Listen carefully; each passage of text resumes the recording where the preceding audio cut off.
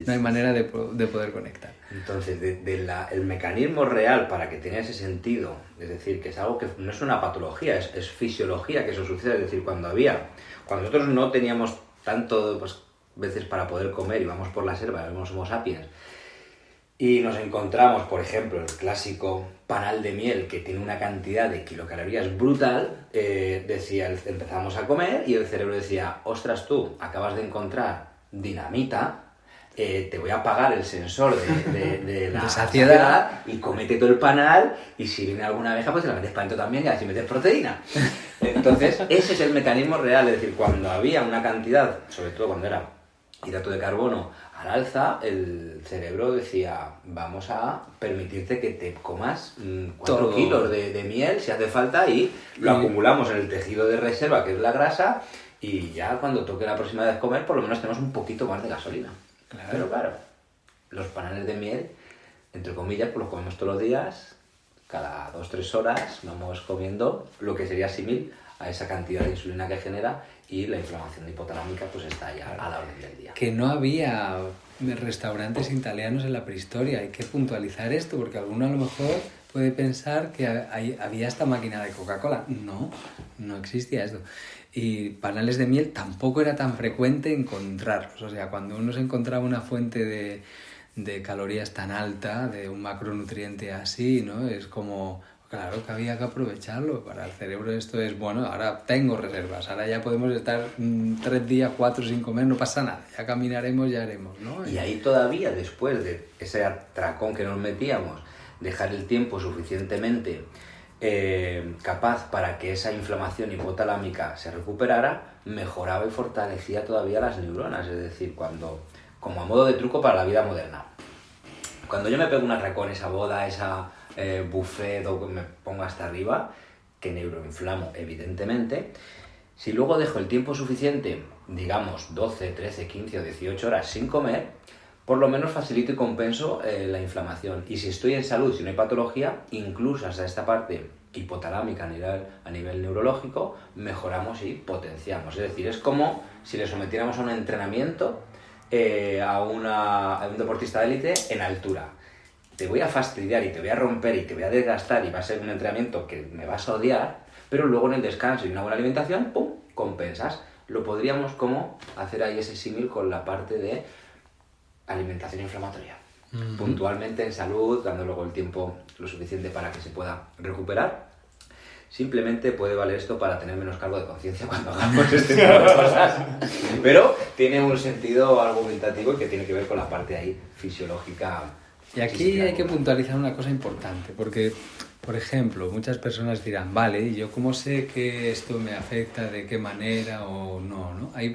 Antiguamente en la prehistoria, como el consumo de estas calorías era muy puntual, lo que no inhibía era la capacidad de movimiento espontáneo. Es decir, que una persona comía 8 kilos de miel y bueno, te quedas un poco para allá, pero podías seguir moviéndote. Puede que con la barriga tan llena de 8 kilos te eches una siesta, es probable. Pero en principio lo que no debería pasar es que después de comer tuviéramos sueño.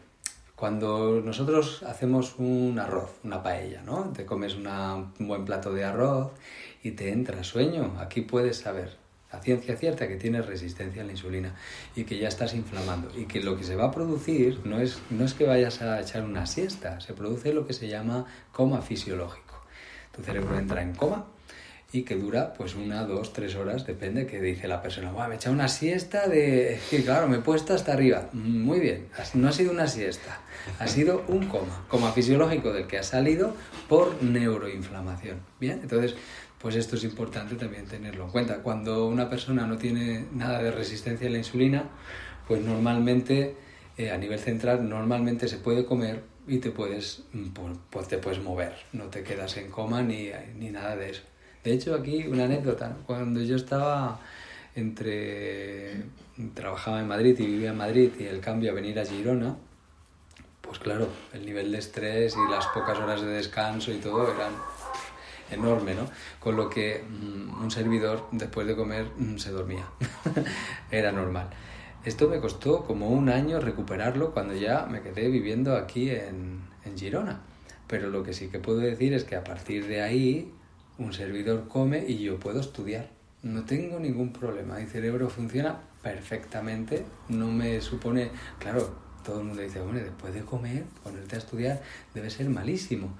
Bueno, debe ser malísimo, depende. Es verdad que necesitamos sangre para hacer la digestión, pero si no hay inflamación, neuroinflamación, el cerebro funciona estupendamente. Y en la medida que va entrando nutriente a sangre, pues el cerebro tiene para seguir trabajando un poquito más. Entonces, sueño, mal asunto. Sí, y para no caer en la desesperación y dar un poco de cancha y dar un poco de escala de grises, está el coma, directamente, me voy a dormir, 2 horas, pijama, orinal, gorro y no sé ni dónde y veremos si empalmo con el me día levanto siguiente. a merendar y vuelvo a meterme otra vez. Eso es. Un chocolate con porras ahora calentito para el invierno, pues es que es divino, vamos, es que me meto todo el día en la cama. Entonces, sí que hay una parte para llegar a un pequeño consenso, ¿no? Es decir, está súper, o sea, el nivel, como diría yo, el nivel élite, como y tengo energía para moverme o hacer cosas o estudiar, pero no por obligación, sino porque me nace y me apetece y me gusta y ese momento lo aprovecho para eso. Que es diferente el, no, como he oído que hay que ponerse a estudiar después de comer, me pongo. Voy obligado. Madre mía. Ostras, o sea, los ojos que se caen, ¿no? hay que estudiar con casco ahí. Para evitar para no cualquier matarse. tipo de traumatismo craneoencefálico.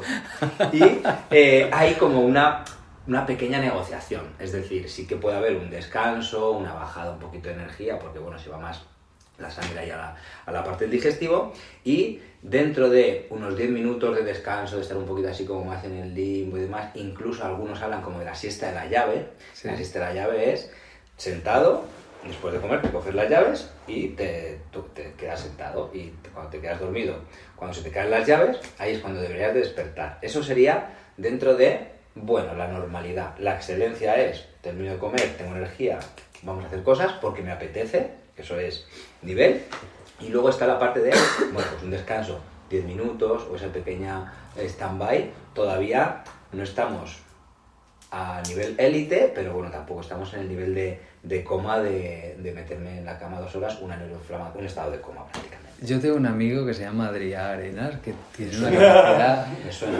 espectacular de hacer una siesta sin reloj ni nada, de los exactos 10-20 minutos, ¿no? Y hace, sí, se menos, duerme, a veces 5. y se duerme en profundidad, ¡pum! Y ya Listo. está. Y listo, ya funciona. Y es como, ¿qué tío? En cualquier sitio, ¿eh? Da igual. Para la carga rápida, hace frog, ya arreglado. Sí. Puedo hacerlo, sí. Sí, es espectacular. Me he entrenado, ¿eh? Sí, ¿no? Claro. Yo la primera vez que en la escuela de mi hija pequeña, ¿no? Le veo allá y le veo todo serio así en una hamaca. Estaba allí y estaba con los ojos cerrados y digo, Adrián se está quedando dormido. Y me dice Alba, mi pareja, me dice, sí, Adrián se echa su siesta que dura muy poco, luego está despierto estupendamente. Digo, ¿de verdad? Y yo le miraba y efectivamente al poquito hace pum, se despierta y a funcionar y vuelve a la conversación, a la mesa donde estábamos y todo, como si no hubiera desaparecido nunca. Muy sorprendente. Hay que ahorrar tiempo. Economizarlo, vamos, a nivel excelencia. Quiero añadir una cosilla, o más de una cosa, pero esta es interesante, que es el hecho de la inflamación. La inflamación, pero ya a nivel digestivo. Porque aquí ocurre una cosa, por ejemplo, cuando tenemos permeabilidad y el intestino delgado es un colador y están pasando muchas sustancias que activan inmunidad. La inmunidad se activa siempre cuando hacemos la digestión porque se degrada mucosa, porque tal, bueno, y por prevención, pues hay un proceso inflamatorio fisiológico correcto, y otra cosa es que salten todas las alarmas y comencemos la inmunidad empieza a creer que tiene una infección que se está extendiendo, que empieza a creer que puede creerlo o que puede ser real, o sea, depende de... Y aquí entra la parte de la microbiota y muchas otras cosas, ¿no? ¿Qué ocurre? Que de primeras, quienes tienen que conseguir contener la porquería que entre por la alimentación en un intestino que ya es un colador, es la inmunidad innata, la parte de los macrófagos y los fagocitos en general, neutrófilos y macrófagos, que llegan allí a comerse todo, a comerlo para degradarlo y a intentar que no pase más allá de lo que es la barrera intestinal, ¿no? ¿Qué ocurre? Que los neutrófilos, hay muchos, tienen un pico, van para allá y tienen una esperanza de vida, la que sea, no demasiada, pero los macrófagos sí, estos viven un montón. Estos, una vez que son llamados, pues allí que se van a quedar un tiempito. Un macrófago puede vivir entre 4 meses y un año tranquilamente esta célula sin degradarse y trabajando como una bestia. Entonces, pues allí se queda. ¿Qué pasa? Que si no doy abasto, pues tengo que llamar a más amigos. Entonces empiezo a llamar a más amigos y vienen más macrófagos que se van acumulando. Cuando empiezan a acumularse los macrófagos y siempre hay una necesidad, aquí saltan las alertas del hígado de unas células del hígado que se llaman células de Kafer, que son macrófagos, son monocitos que se van a activar y van a producirse allí, van a empezar a duplicar y van a migrar directamente a la tripa, a la parte digestiva. Y cuando todo este proceso se está activando y continúan las inflamaciones día tras día, ahora los mismos monocitos ordenan la acumulación de grasa. Ellos fuerzan a que se acumule grasa porque no les da para poder eliminar toda la entrada de porquería, y entonces la grasa les permite un margen de tiempo. De tal manera que cuando ya ha pasado la entrada, se ha acumulado en la grasa, me permite la inmunidad intentar ir a hacer una limpieza de lo que quede por allí, y ya veremos qué vamos haciendo con la grasa en el momento que toque. Pero por lo menos me quita tarea de la que no doy abasto. Y esto es importante también saberlo, porque muchas veces decimos, vale, no hay tanta resistencia a la insulina, no tal, no sé qué, y no estoy comiendo cargas glucémicas que tenga que acumular especialmente, pero tenemos un problema inmunitario, tenemos un intestino permeable que está induciendo a esta respuesta inflamatoria permanente que va a inducir impepinablemente a la acumulación de grasa. ¿Cómo se ve en analítica?